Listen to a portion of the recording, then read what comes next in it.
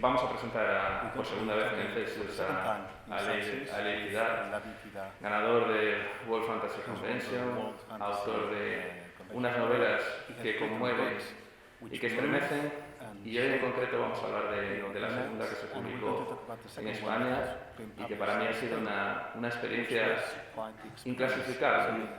No me gustan nada los blurbs, las frases, digamos, que acompañan las portadas de las novelas, pero hay una elegida de la crítica de The Guardian para esta novela, que se llama Mi sueño despierto, que me parece que la describe a la perfección. Dice que es una novela sobre el Holocausto, sobre la Shoah, como ninguna otra, y yo creo que dio absolutamente en el clavo.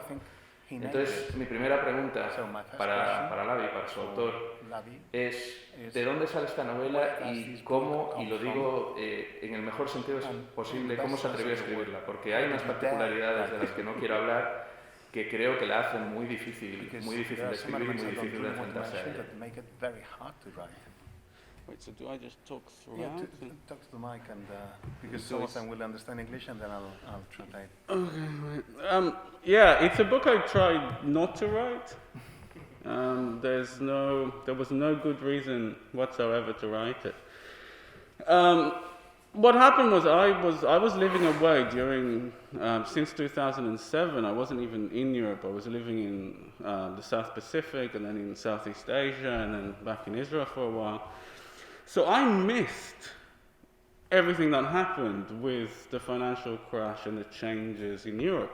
And when I came back to England, it was late 2011. And immediately I could feel how the atmosphere changed. You know, the English were, and it wasn't just the English, but it was nationalistic, it was xenophobic, it felt very uncomfortable. It felt increasingly like you're in the early stage of 1930s Germany, you know, and you kind of think, where is this going? Of course, I had no idea where this was actually going, or I'd be horrified, but the sense was there. And so I had the idea for the book, and then I thought only someone very, very stupid would write this book. So I tried not to write it. And eventually I just ran out of options. I couldn't write anything else. And one night, about midnight, I sat down and I said, I had the first line, which is from Raymond Chandler, you know, she had the face of an intelligent Jewess, which is an incredibly racist sort of comment. I thought, I'll just write that down. No one has to know about it. And I wrote the first line, and then I just kept going, and I wrote the whole book in about 3 months at night. And my agent was like, when I told him what it was, he laughed in my face. And then he said, you know, no one is ever going to publish this book, but I still think you should write it. I did. But obviously I had no idea that the things that I was describing as fantasy were very shortly going to happen. So I think when the election speech I wrote at the end for the fascist politician was literally echoed by Nigel Farage a couple of years later, and then Trump got elected. And suddenly reading this book now is completely different to reading it when it came out. It's a very strange experience. Bueno, nos acabas de decir que tú... Sí, es verdad. Es verdad. Ya estaba yo con... Hombre, la verdad es que no quería escribir este libro.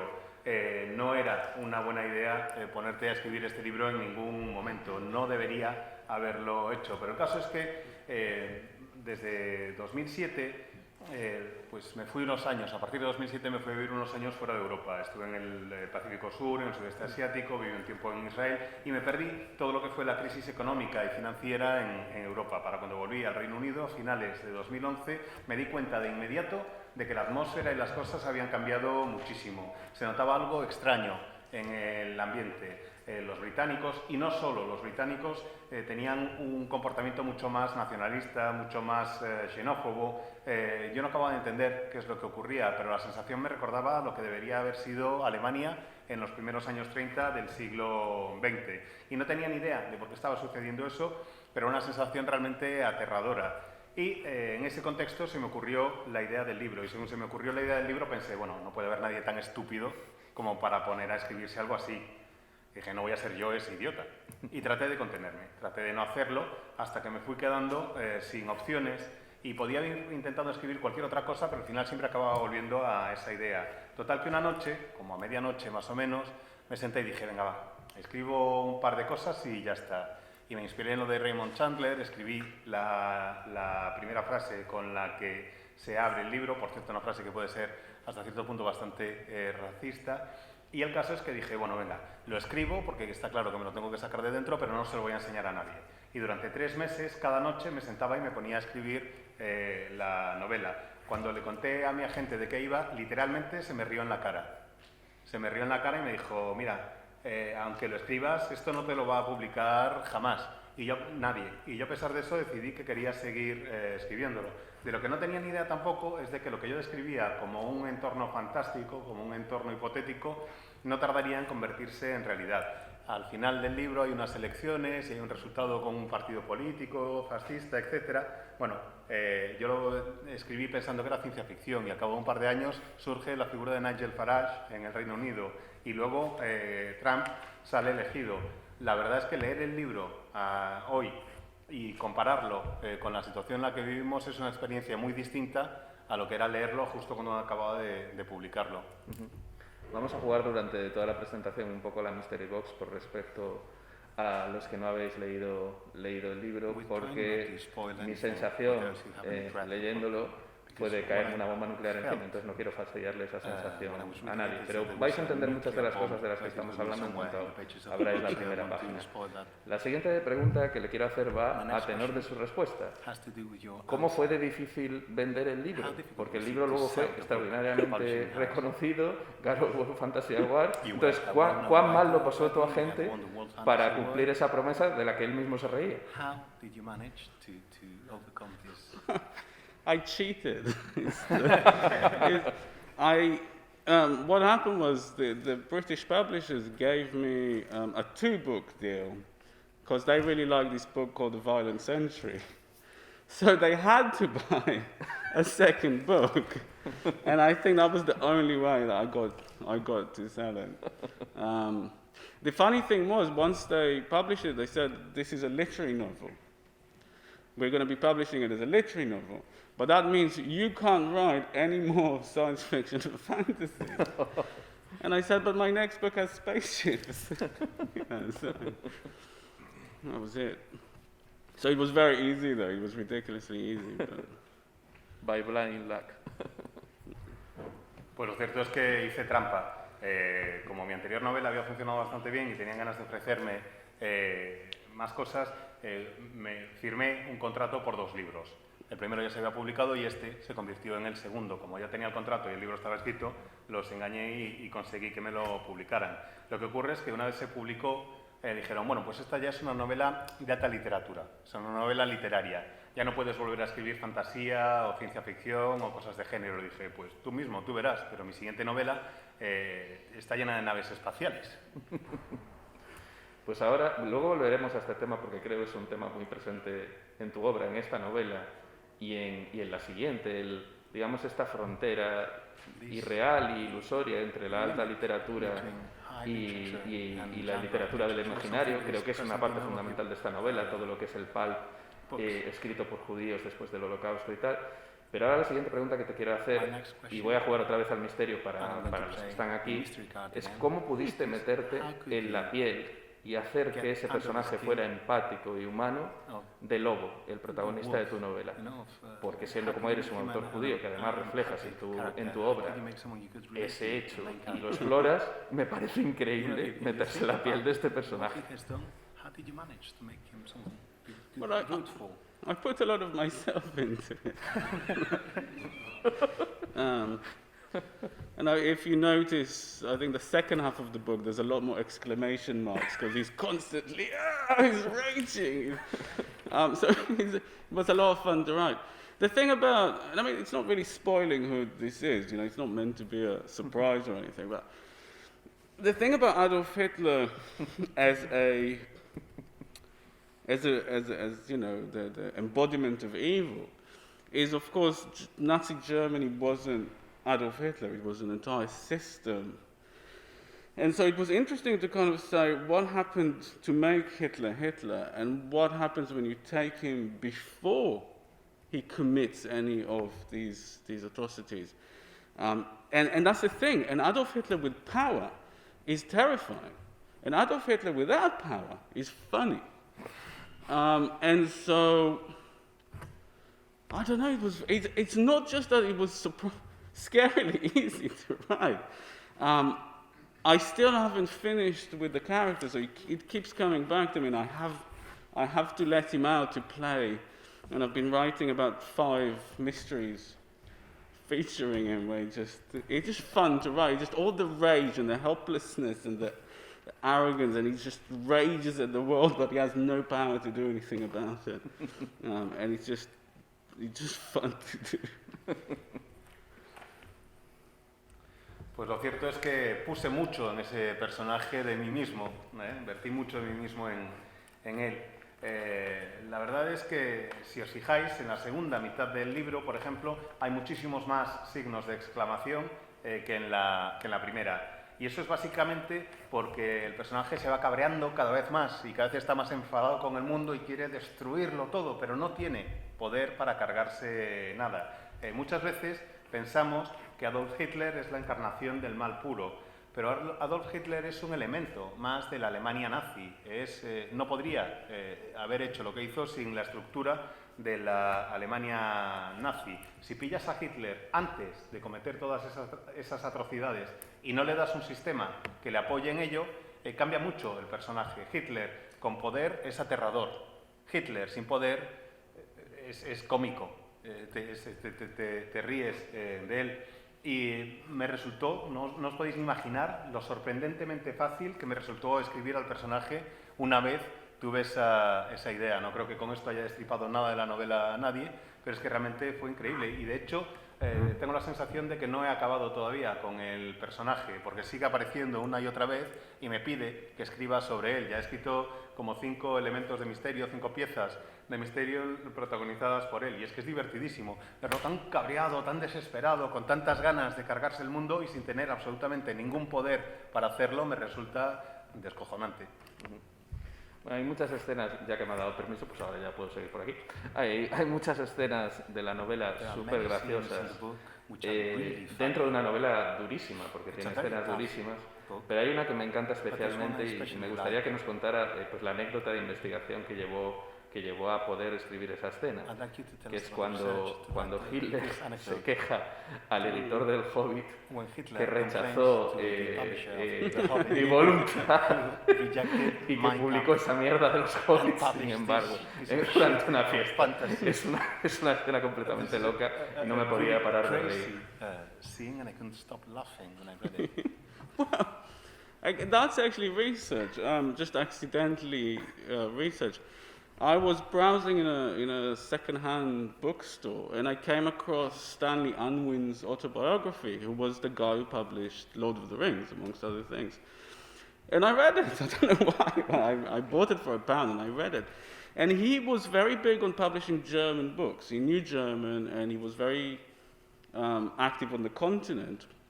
And so in the early 20s, or whatever it was, he said he came across this book in Germany called Mein Kampf that was doing very well. And he considered publishing it in English just so people in England will be aware of what's happening in Germany. And he decided not to. And so it's literally just a tiny little mention, you know, but I thought, how funny would that be if Adolf Hitler got to meet the publisher and rejected it? It's like, how dare you, Richard, don't you know who I am? And of course, in this version, no one knows who he is, which is, so yeah, I couldn't help myself, it's the answer. Pues la verdad es que todo esto fue gracias a una labor de investigación. Estaba una vez en una librería de viejo, en una librería de libros de segunda mano, y me encontré con una biografía de Stan Unwin, que es el que fue el editor de El Señor de los Anillos, entre otras muchas cosas.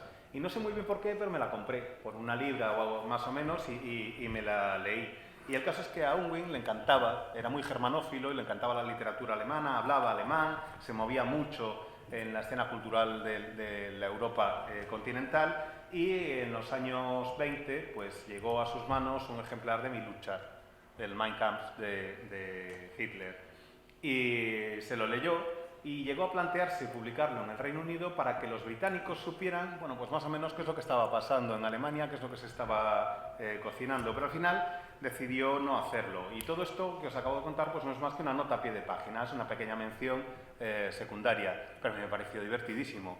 Y me empecé a imaginar, ostras, ¿cómo sería el encuentro de Hitler con el editor que le rechaza la publicación de la obra? Me lo imagino cabreadísimo, diciéndole, pero es que tú no sabes quién soy, ¿cómo te atreves a no publicarme? Y claro, en el contexto de mi novela no es nadie, y cuanto más me lo imaginaba, más me reía, y dije, no me puedo contener, yo esto tengo que incluirlo. Pues vamos a saltar ahora a ese tema que comentábamos en la segunda pregunta y que él mismo comentó, que es, bueno, es un tema que está presente incluso en su siguiente novela, es un tema que está presente por lo que vemos en sus conversaciones con su agente, y es esta especie de separación que seguimos viviendo en todo el planeta entre algo que se llama literatura y algo que no dejan que se llame literatura, porque trata sobre el fantástico y el imaginario. Un elemento esencial de esta novela es todo el pulp que escribieron autores judíos, inspirados por un autor judío que estuvo en Auschwitz, después de que hubiera ocurrido la Shoah. Y por un autor que es personaje del libro, que murió antes de que ocurriera la Shoah, pero que Lavie, digamos, mete en Auschwitz y conecta a través de sus sueños con Hitler. Entonces me parece que sería muy interesante que hablaras de ese lado de la novela, de lo importante que es el pulp en esta novela, y de lo importante que es esa reflexión sobre las dos literaturas y cómo se conectan con la propia novela. Yeah, I mean, in a way, I wanted to write Adolf Hitler Private Eye, you know. But if you just did that, you're a horrible person. And so you have to have the reality to counterbalance the pulp, the stupid part of the book, you know. And that was a hard one to do because I don't particularly want to be doing that. And I think one element of it was that I was talking to a friend of mine and he said, don't do it, don't make it realistic, don't make it realist. And I made it much more, it's very fact-based, but I made it much more, you know, the guy's constantly escaping, reimagining where he is, and it's written in a very different style to the pulp stuff. And it's based partly on, you know, my own family's testimonies from the camps. But yeah, you can't have Wolf without having Schomer. But Wolf is a lot more fun to write because it's just a fantasy.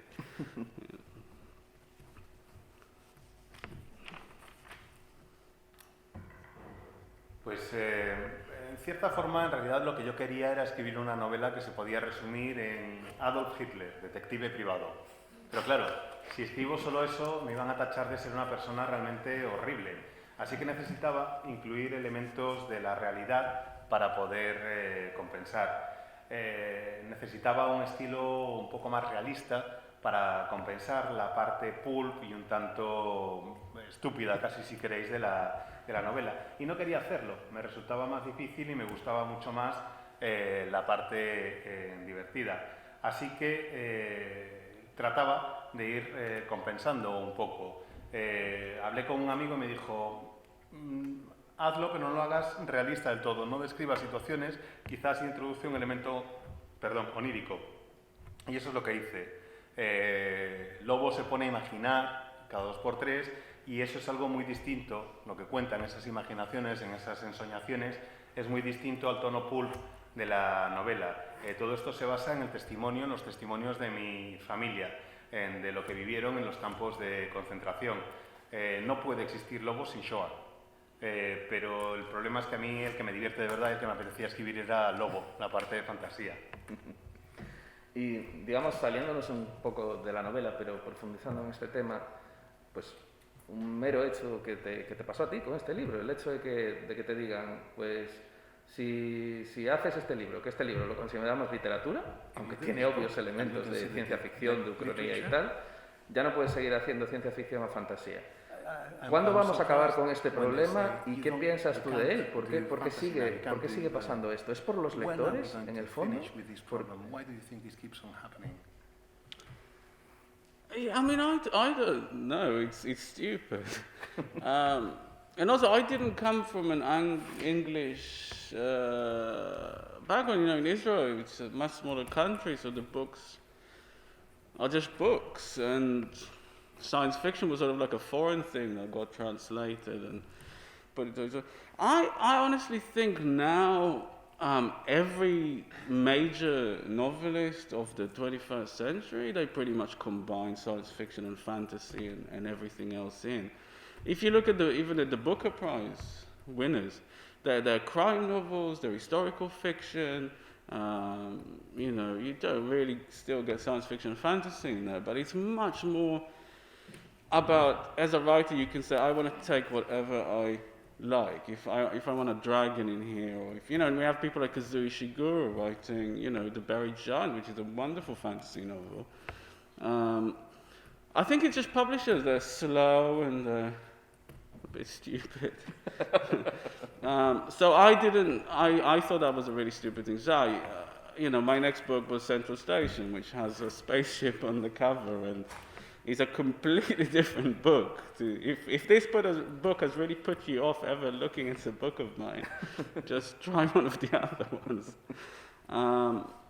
Yeah, I don't really treat it as something very serious. I think it's a very silly distinction to make.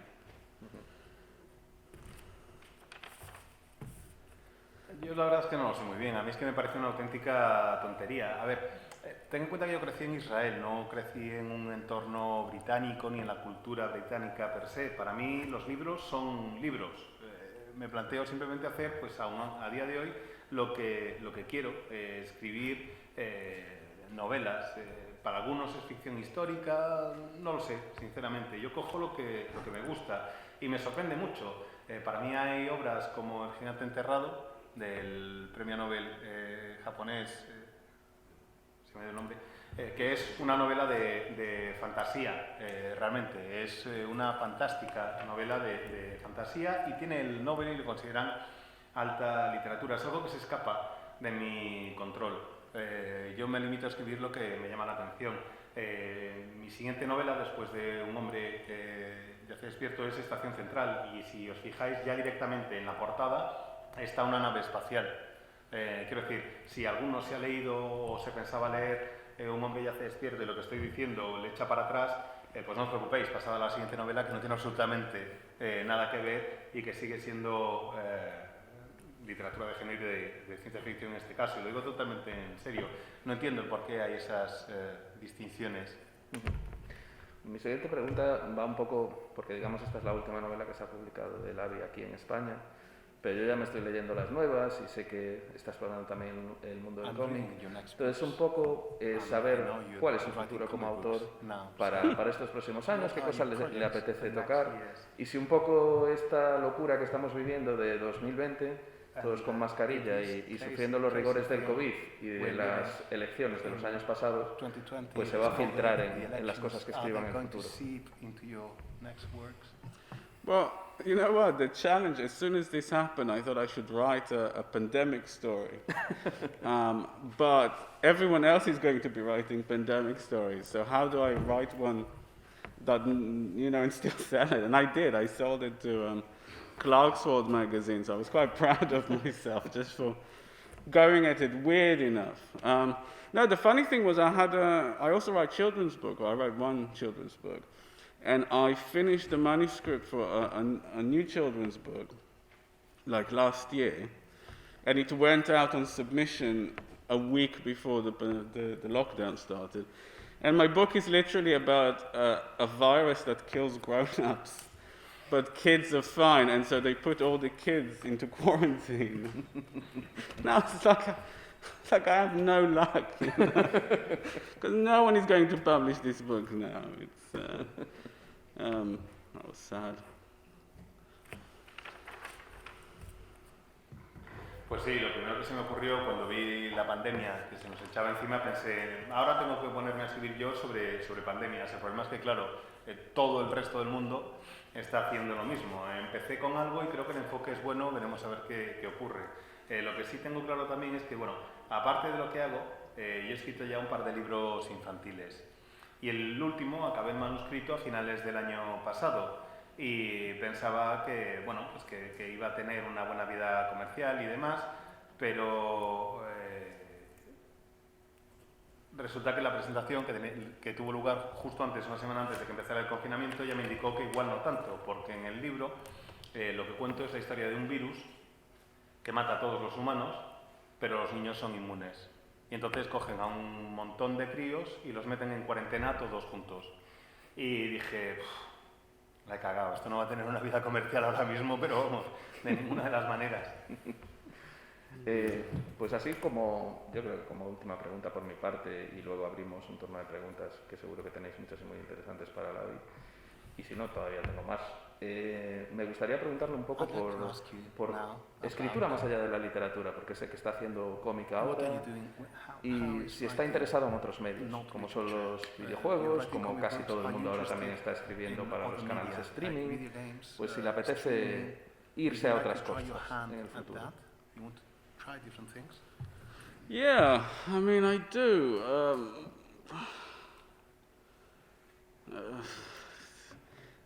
You know, I mean, it's a bit harder to kind of say, Netflix, can you let me write a TV show for you? One of the things I'd love to do that everyone thinks I'm crazy is I want to do, I wrote a book called Osama, and I want to do Osama the musical. I wrote it, I mean, you know.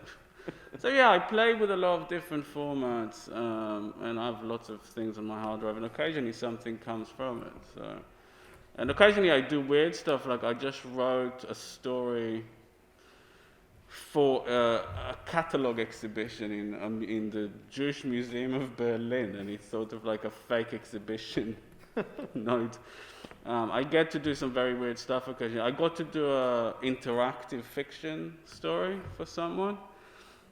So you can read it, you have to unlock puzzles between each chapter, and you can read it in different orders. So I keep playing with different formats, and yeah, but books are easy, books are fun. Everything else is kind of hard work.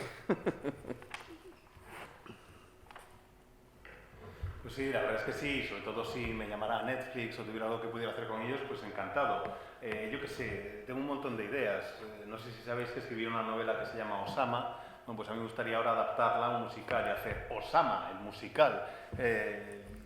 Me encantaría poder experimentar con ese formato. He podido escribir hace poco una historia para el catálogo de una exposición en el Museo Judío de Berlín, y escribí acerca de una exposición falsa para incluirlo en ese catálogo. No sé, son cosas realmente curiosas. Tengo también una historia con imágenes interactivas, que es como ir resolviendo toda una serie de puzzles que están interconectados, y según los vas resolviendo, pues vas encontrando nueva información en distintos formatos. Y sí, me gusta hacer todo eso, pero lo que más me gusta es escribir novelas, que es lo que me resulta realmente divertido. Bueno, no, antes de cederos el turno de palabra, no puedo evitarlo. ¿Hay alguna escena de Osama, el musical, algún número musical que tenga en la cabeza y que nos pueda contar? Any musical bit that you have in your mind for Osama, the musical, that you can tell us about? Any scene, any number? Well, I'm not a musician. I mean, I'm going to need someone. I'm going to need a composer or a musician, but I did write. I actually wrote an Osama stage play for something that never got, never happened in the end, but I still have that. And you can actually do it with or without the musical bits. But yeah, it's very much the singing detective. That's what I was going for. So I wanted, big jazz numbers. This stage would be quite good fun. Oh, and I'm actually, I completely forgot, I'm actually doing some animation, like a web, just for fun, a web animation. That actually, I was hoping we could show it on the big screen, and then I didn't think the convention would would happen. So kind of left it, but I'm working on this weird web animation about a toaster and a coffee pot on Mars. And it's kind of like Waiting for Godot on Mars. And we're trying to make this longer animated film that is sort of like a noir, hard-boiled noir film, but everyone is a balloon. So, and they all need to get their hands on H or helium. This is like the drug. So yeah, I keep, it keeps me busy.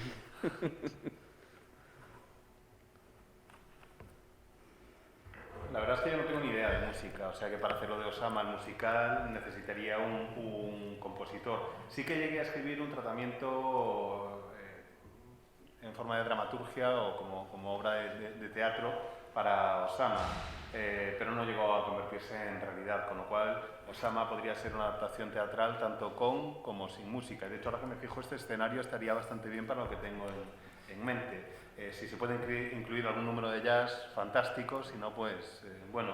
Pero escribo pues para divertirme, eso es lo que intento. He hecho algunas piezas de animación simplemente por pura diversión, pero luego pues, no han acabado de seguir adelante, por lo menos no de momento.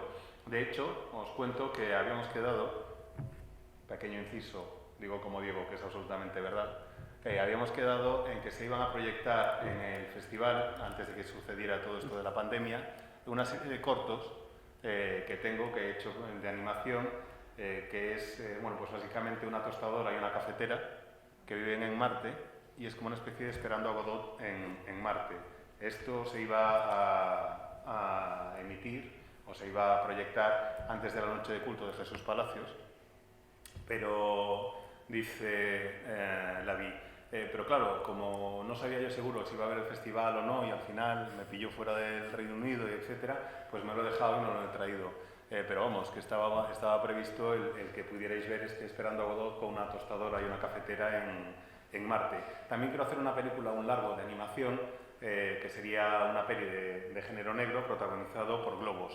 Todos los protagonistas son globos, es una peli de género negro y están todos enganchados a una droga que es el helio. En fin, son las cosas con las que me entretengo y que me van manteniendo más o menos ocupado.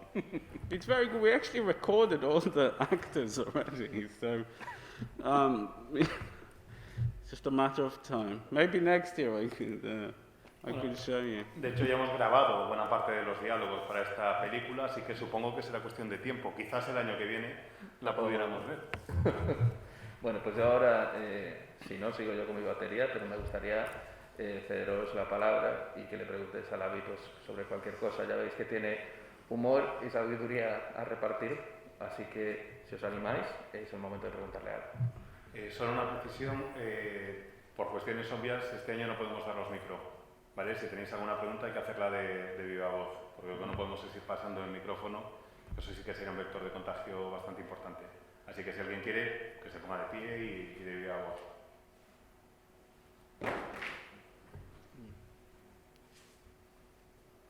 No seáis tímidos. Bueno, pues en este caso sigo disparando yo, me seguís aguantando a mí. Hay una pregunta que me interesaba hacerte un poco de cuál es el estado general ahora mismo de la literatura y de la ciencia ficción. Y es desde tu punto de vista, digamos, esta guerra cultural que hemos vivido muy intensa entre un lado de la derecha que se ha metido con el tema de Gamergate, Comicsgate y que ha salpicado a muchas industrias creativas, y otro lado que está, digamos, empujando por la diversidad, pero desde el que ha habido también conflictos en redes sociales. Pues ¿cómo crees que esto está afectando al panorama cultural?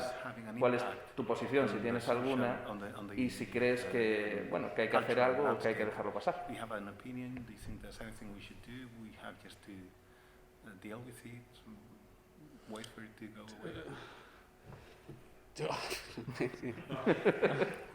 Acabo de meter un poco para esto, pero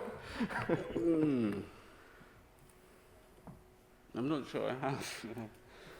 No, one thing I've learned very early on is just because you have an opinion doesn't mean everyone needs to hear it. So, I think it's necessary. I think it's part of change, and change is painful, and particularly with science fiction, there's a saying that says science fiction radically changes every 20 years. Mm-hmm. And the people who like the old science fiction hate the new science fiction. And there's always that war. There's always, oh my God, science fiction has gone, it's become terrible because it's not the stuff I used to like when I was a kid. And in a way, that's what we've had for the past 20 years, is that next stage of science fiction. And actually what interests me is we're almost at the point where we should start seeing the next, whatever it might be, because I don't know what it is. I'm clearly not the one leading the charge. But we're almost ready to see what the next evolution of science fiction is going to be. And I think that's going to be quite interesting. But yeah, I think it's absolutely necessary to happen. No estoy seguro de poder responder realmente a esa pregunta. Lo que sí he aprendido es que, sobre todo desde el advenimiento de las redes sociales, que tengas una opinión no quiere decir necesariamente que tengas que compartirla con todo el mundo. Lo que veo también es que creo que estamos constantemente en un proceso de cambio en general en el mundo de la ciencia ficción, y son cambios que suelen ser pues hasta cierto punto traumáticos y dolorosos. La ciencia ficción cambia poco más o menos cada 20 años y de una forma radical. Y lo que suele ocurrir es que a los que les gustaba la vieja ciencia ficción odian la nueva ciencia ficción porque no es aquello que conocen desde siempre, no es lo que les ha gustado desde siempre. Y trato de ver pues cuándo se va a cumplir ese ciclo de 20 años más o menos, para estar al tanto de qué es lo siguiente, para ver qué es lo próximo que va a llegar y para tratar de anticipar un poco en qué va a consistir esa nueva fase. Estoy siempre deseando y en busca y a la espera de esa nueva fase.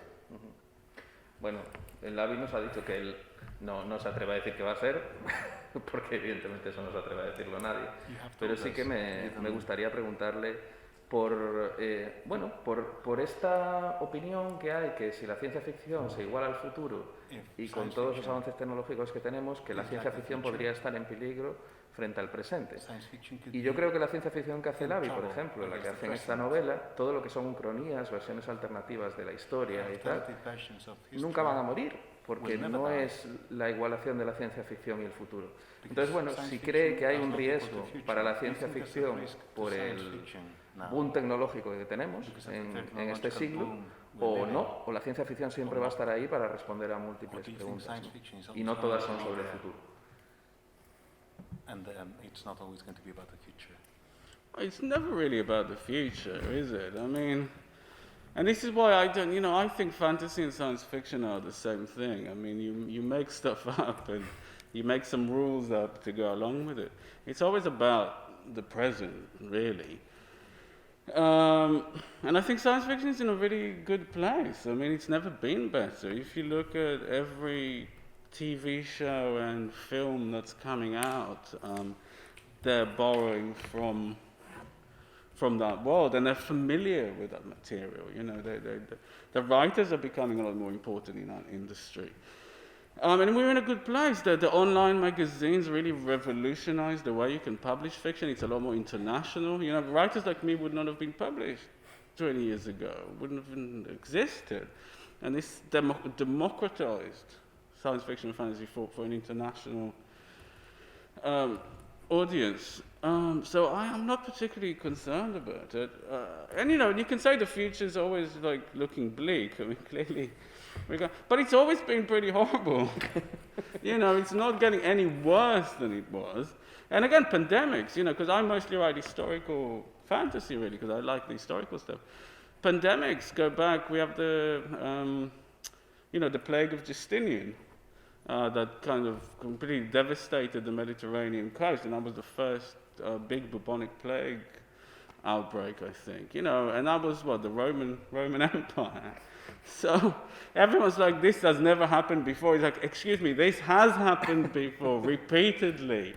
It's kind of like what they call the Spanish flu, which wasn't Spanish, but no one knew about it because it just happened very quickly. It was during World War I. And no one, before this happened, no one had a clue that this was a thing that happened. So I think people are just very good at forgetting. And sometimes maybe our job as writers is just to remind them of what we're capable of. Lo cierto es que yo creo que la ciencia ficción en realidad siempre habla de lo mismo, habla del presente. Nos inventamos cosas, incluimos nuevas normas. La ciencia ficción nunca habla del futuro, habla acerca de la situación en que nos encontramos ahora mismo y creo que nunca ha estado en una situación mejor la ciencia ficción. Series de televisión, películas de cine, todo el mundo está escribiendo acerca de ciencia ficción y tiene que haber mayor importancia en la historia y en la industria cultural. Creo que en Internet hubo una revolución y cuando empezó el advenimiento grande de Internet hubo muchos escritores que pensaron, bueno, estos no los van a publicar o voy a perder el sitio. Y no ha ocurrido eso. Se ha producido una democratización de la ciencia ficción y la fantasía. El público elige qué es lo que le quiere, qué es lo que quiere ver y no creo que estemos en mala situación. No me preocupa especialmente el futuro. Muchas veces el futuro se presenta desde una perspectiva realmente triste y siempre hay muchas quejas, pero yo no creo que sea el caso hoy en día. No creo que estemos peor de lo que estábamos hace unos años. La pandemia, por ejemplo, se considera ahora mismo que es la peor pandemia que ha habido en la historia de la humanidad. Y no es cierto, ya han existido pandemias mucho antes. Ha habido la plaga, la peste durante mucho tiempo. La primera gran plaga que yo recuerdo ahora mismo es la peste bubónica en tiempos de los romanos, que afectó a buena parte del Mediterráneo y mató a muchísima gente. Y hemos podido sobrevivir. Seguimos adelante. Se dice que nunca había existido nada semejante a esto y no es verdad, ha existido muchas veces y siempre hemos conseguido sobrevivir. Sobrevivimos a la Primera Guerra Mundial, sobrevivimos a la llamada fiebre española en la época de los años 20 del siglo pasado y nadie lo recuerda, aparte que todo el mundo lo vaya olvidando. Estas cosas han pasado ya antes y las seguimos sobreviviendo. Bueno, pues como habéis deducido por el tono de Diego, es el momento de dar el aplauso y me gustaría que parte de ese aplauso que va para Lavi también vaya para los superpoderes de Diego porque es una cosa que nos sigue sorprendiendo 9 años después.